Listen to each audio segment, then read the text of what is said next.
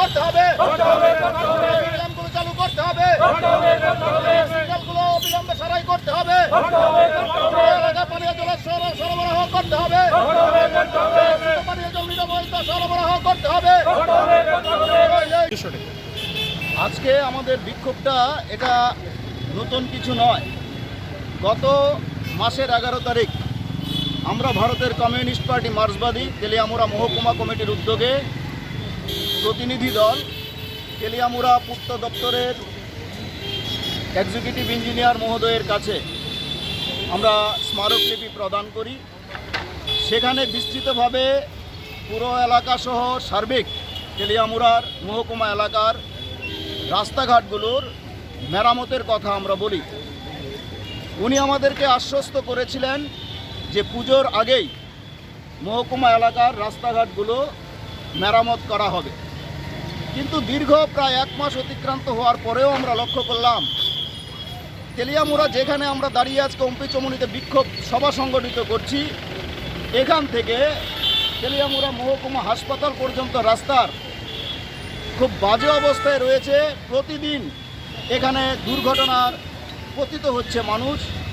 এখান দিয়ে সবচেয়ে অসুবিধে হচ্ছে প্রসূতি মহিলাদের যখন হাসপাতালে নিয়ে যাওয়া হয় সেখানে 1-2টো ঘটনাও ঘটে গেছে।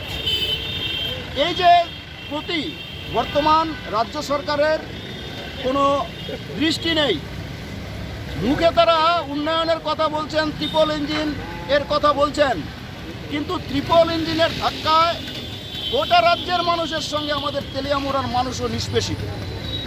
আমরা এই জায়গায় দাঁড়িয়ে বিক্ষোভ প্রদর্শন করছি। এটা নাকি স্মার্ট সিটি, এখানে একটা এলইডি প্রজেক্ট ছিল, সেই এলইডি প্রজেক্টের কি অবস্থা আপনারা দেখেছেন। এই প্রজেক্টের নামে লক্ষ লক্ষ টাকা আত্মসাৎ হয়েছে। এখানকার ল্যাম্পপোস্ট, ট্রাফিক সিগন্যাল, এইগুলির কি অবস্থা। প্রতিদিন ঘন ঘন শেডিং হচ্ছে। পুজোর আগে তেলিয়ামুড়ায় আপনারা কি কখনো দেখেছেন 5 দিন 7 দিন ধরে বিদ্যুৎ থাকে না? গতকালকেও ব্যবসায়ীরা প্রচণ্ড কষ্টের মধ্যে তাদের এই কাজটা, এমনিতে তো রোজগার নেই, তার উপর আবার লোডশেডিং। কতদিন ধরে কাজ হচ্ছে, কি কাজ হচ্ছে? এখানে আন্ডারলাইন কেবল রয়েছে। এই আন্ডারলাইন কেবল পরিষেবা বামফ্রন্ট সরকারের সময় এটা প্রজেক্ট নেওয়া হয়েছিল, লাইনগুলো পাতা হয়েছিল, এখনও তা চালু করেনি বর্তমান সরকার। কিসের উন্নয়নের কথা বলছেন তারা? মুখে মুখে আই লাভ ইউ তেলিয়ামুড়া বললে তো হবে না। এখানে একটা ব্যানার করেছেন রবীন্দ্রনাথকে সরিয়ে দিয়ে, ঠিক আছে করেছেন, আই লাভ তেলিয়ামুড়া লিখেছেন, কিন্তু মুখে মুখে আই লাভ তেলিয়ামুড়া বললে হবে না। এটাকে বাস্তবে রূপদানের জন্য যদি কেউ কাজ করে থাকে, এটা বিগত বামফ্রন্ট সরকার করেছে। ভারতের কমিউনিস্ট পার্টি